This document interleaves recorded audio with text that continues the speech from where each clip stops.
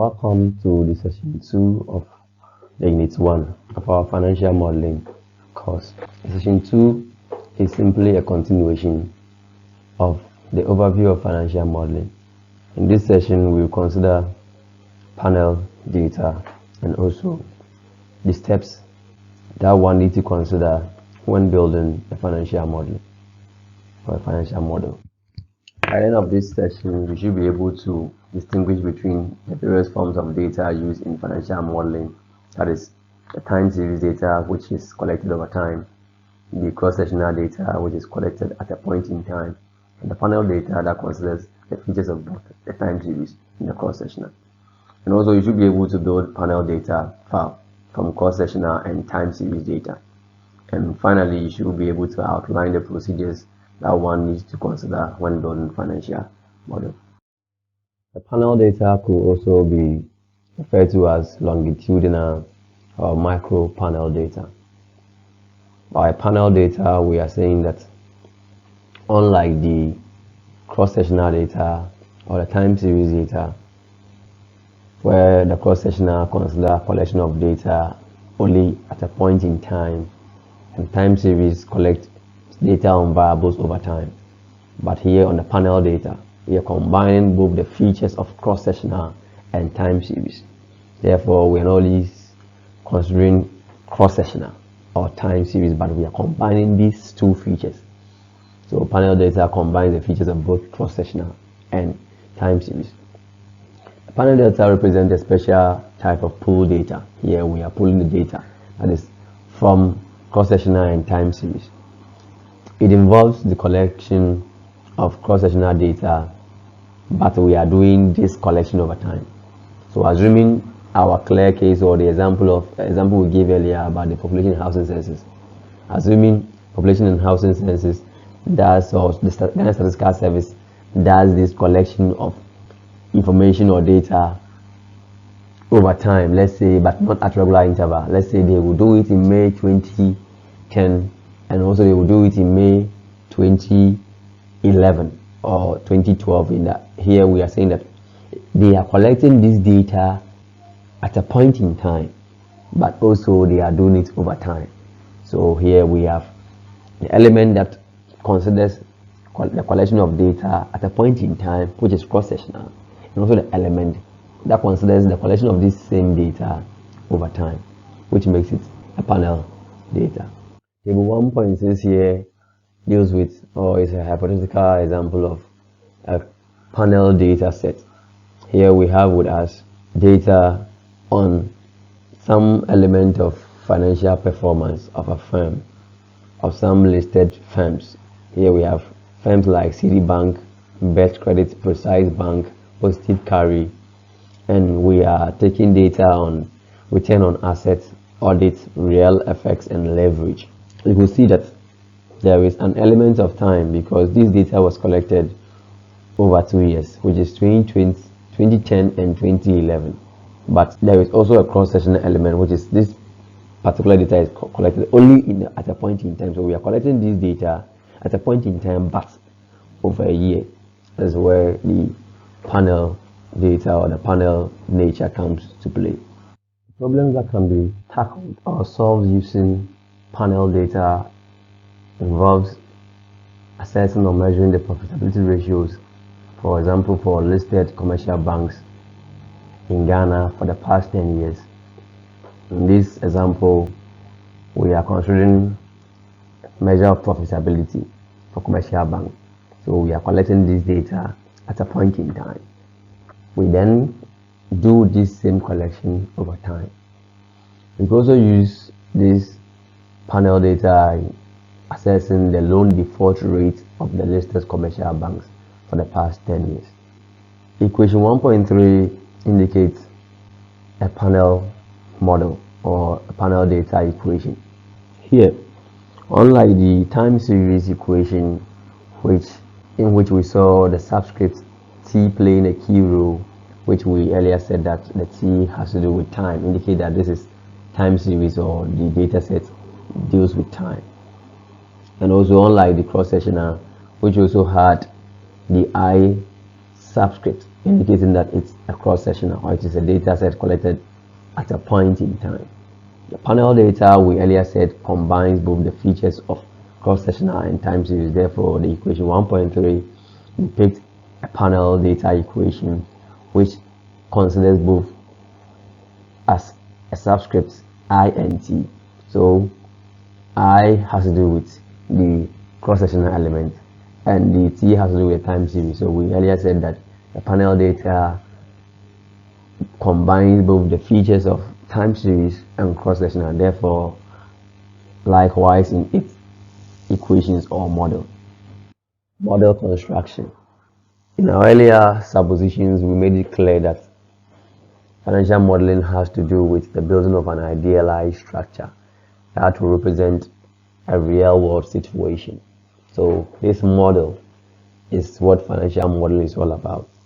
But in order to build financial model, you have to consider some relevant factors or some relevant issues. So financial analysis begins with the construction of financial modeling. That is the first step. We should understand that in financial analysis, the first step is to build financial model. But we cannot build financial model just like that. We have to consider some factors or relevant factors. As it has already been established that a model is an idealized structure that describes the relationship among variables, and its focus is to create a real world phenomenon. There are steps that we have to pass through in building this model. So our next slide will consider this. Figure 1.1 deals with the steps that one needs to pass through in building a financial model. So you could clearly see that we have a part 1A, 1B, 2, 3. These are the steps. The step 1A indicates that we need to get or have an economic or a financial theory. This stands the case because it has been established that you cannot build or you cannot engage in a financial time series or financial analysis or modeling without having a theory that backs the relationship or the existence of the relationship that you are trying to model. So assuming you say there's a relationship between the stock prices and let's say the macroeconomic fundamentals as we earlier stated. Here, what we are simply saying is that there should be an economic or a financial theory. A theory that states that this relationship actually exists, or this movement is in existence, or this relationship is in existence. So we cannot just do it by our own intuition. Then we have to rely on a previous theory, a tested hypothesis, something that can establish or that can help us establish the relationship. Then after being able to identify economic or financial theory which supports your analysis or your model, the next thing is to formulate this model using these theories that has been explained. So maybe there could be a theory that says that there's a relation between stock prices and these macroeconomic fundamentals. Then just as the way the theory or the theory explains this relationship in your model or in the estimation of your model, you should make sure that the theory plays a key role, or the way the theory establishes this relationship should be the same in how you build your model. And after estimating this, we then go to the collection of data. Collection of data. We earlier said that there cannot be financial model without data. And here the quality of data also comes to play, because the results of your analysis is equally as important as the data that is recorded, because it's like this concept of garbage in, garbage out. If you collect a quality data, you are likely to get a quality analysis or result at the end. If your data set lacks quality, the point is you are likely going to get a result that also lacks quality, which will not be the ideal thing that you would like to get. So it is important to ensure that your data set is of good quality. So after collecting data, the data could be primary data, secondary data, the data could be quantitative or qualitative. So the key thing is that you collect this data and it should be a quality data. Then the next thing after collection of data is model estimation. After you have collected your data, then you estimate your model. What you should understand is that these complex or sophisticated models cannot be done manually. So there are a lot of statistical tools or softwares that are done or that are used in the preparation or in the estimation of these models. So we should not be scared, as we are not going to do this manually. We have a lot of estimation techniques or tools that are used for these analysis or these models, in estimating these models. So after building the model, the next thing you have to consider is the evaluation of the model. Evaluation of the model simply has to do with you considering the result that you had from the model and comparing them with what has been said or the assumptions of the theory of the model. So in every model there is a way to accept or reject. Statistically, there is a way to accept or reject.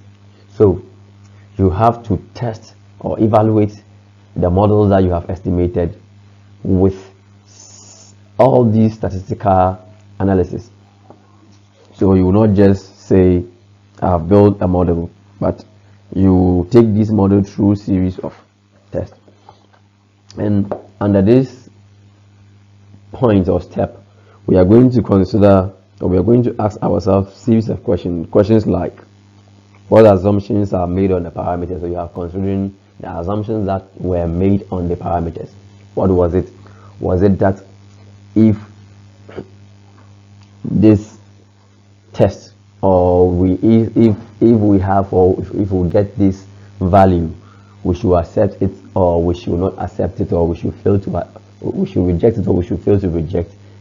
Or we ask questions like, do the model satisfy the assumptions that were made earlier? So meaning we have to make assumptions, and the assumptions are the hypotheses that we present or we make before we embark on the estimation of the model. So we have to test as to whether the assumptions made before the estimation go hand in hand or they coincide. If it is not to our advantage, or if the assumptions contradict with the model estimation, then we have to consider rejecting it. Then we also have to ask ourselves whether the model is adequate or adequately describe the data set. So all these are important, because this is where we have to consider whether we have done a good work, or whether indeed the relation that we sought to establish actually exists.